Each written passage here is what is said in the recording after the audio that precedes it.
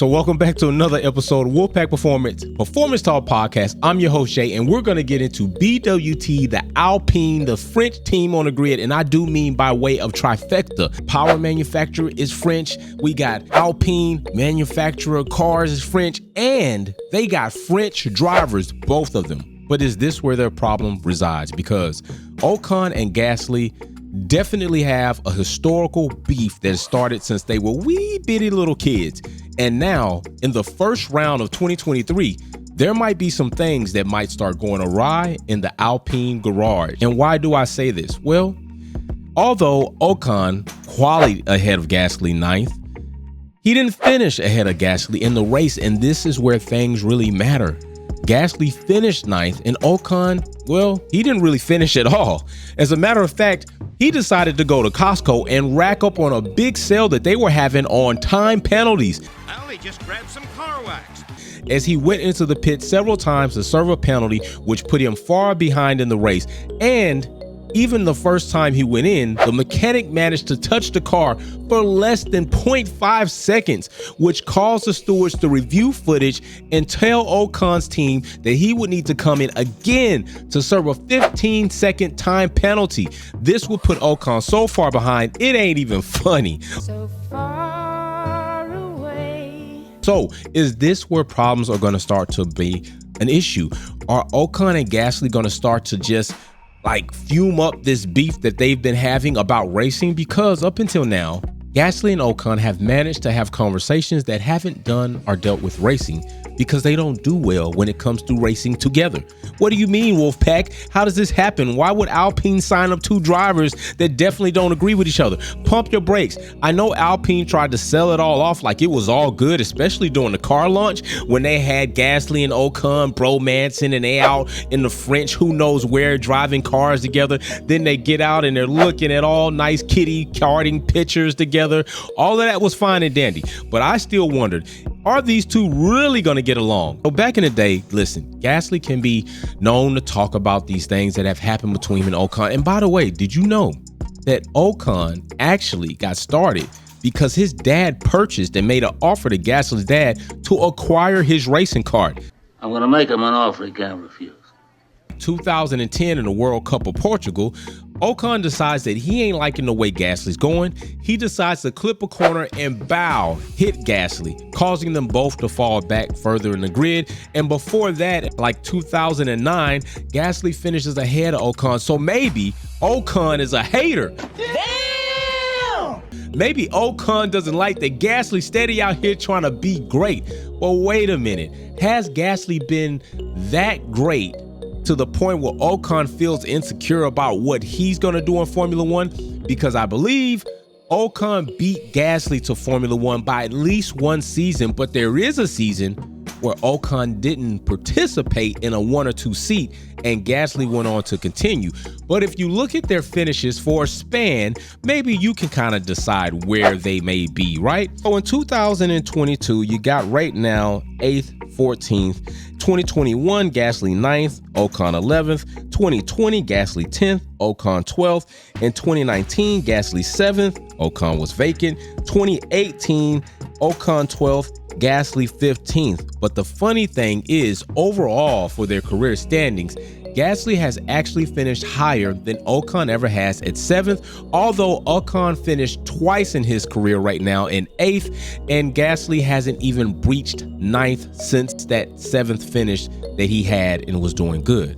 So you can kind of look at that and say maybe they're not too much better than the other, but at this point in time in 2023, I think we're really going to get to see who's better than the other. Because up until now, Gasly and Ocon have been floating around each other in the grid in the paddock at different teams. Now they're on the same team. They have the same machinery in the car. They got basically the same support. I mean, you got two teams operating in the same garage, but it doesn't get much closer than this. Now we're really going to see who's the better out of the two and if they can actually get along. Because Gasly has been known to say that he's reached out an olive branch to Ocon before, and he can be quoted as saying this: "There are many things that happen as well that I really didn't like. I respect all the people that respect me. And the day you don't respect me, then I lose all of my respect for you as well." Gasly's been said that he's reached out several times and even talked to Ocon like, let's put this behind us. You do your thing, I do my thing. We both go on to do our own things. But Ocon, at least by Gasly's admission, he's never sent that back. He's never apologized. He's never sent the same olive branch back.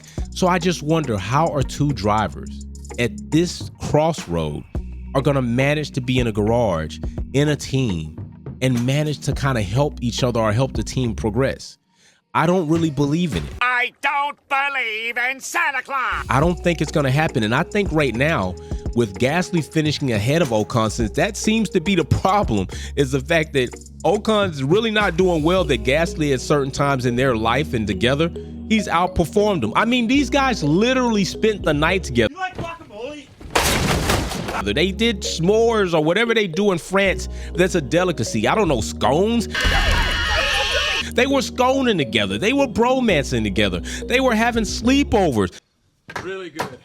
Where they basically were best buds and brothers. What? Did we just become best friends? Yup. And then all of a sudden, Ocon ignites, turns karting into Mario Kart, and it's all because he doesn't want to see Gasly be great. At least that's what I think. That's what I think. At least from what Gasly says, in many instances and many reports or interviews, it seems like, hey, Gasly is letting you know Ocon doesn't want me to be great, and that's why he does the things he does. And if you kind of look at it, you think about the personality types, what we've seen from Gasly. Now, we know Gasly and Ocon both have had incidences in Formula One in Mexico 2018, but Ocon would seem to be this laid-back guy, right? Real funny, your neighborhood Spider-Man type of dude, sitting in a hammock type of guy. But Ocon's had a little rough edge when it comes to driving on the track. Look at the situation with Alonso and them right there at that Bwt Alpine. I mean, there were times Alonso wasn't feeling so great about things that Esteban was doing. Look at the situation in Brazil between him and Max.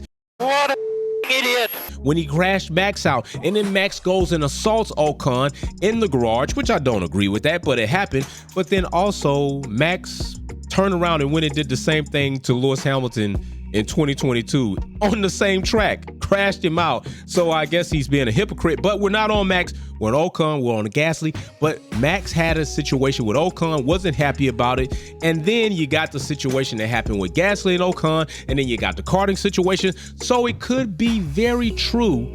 Ocon might be a bit reckless on track, and if he's not liking where you are as far as your position and being in front of him, because it has been known that Ocon said as long as Gasly's behind me, things will be okay, that it wouldn't be a problem. And let's not even forget, Alonso, damn, Gasly, not even the worst. What about Perez and Ocon? Over aggressive. That was like ugly. They were even going back and forth when they were getting interviewed. Esteban surely showing his side on that. It's just how not professional he is. None like he showed with Gasly. He was literally said, I'm going to talk to him man to man. Perez was like, why would he do this? What did Esteban do, guys? Like it was despicable for the team. Like that was crazy. That was a battle that was going on at Racing Point that was like, whoa. So it's not like we haven't seen these actions from Ocon before. So let's not forget about that. Let's not forget about that. So why do we think this is going to be any different with somebody who he's got like homegrown 30 minutes away, bromance is spending the night beef with? Come on, people. So maybe Ocon's this nice, nasty guy out there. So now we're going to see if Ocon starts getting outperformed by Gasly in the same team, could things get ugly? These are the questions. This is what we want to know. Are we going to see a lover's quarrel? Are we going to see best buds in the world? And we're the three best friends. I don't know.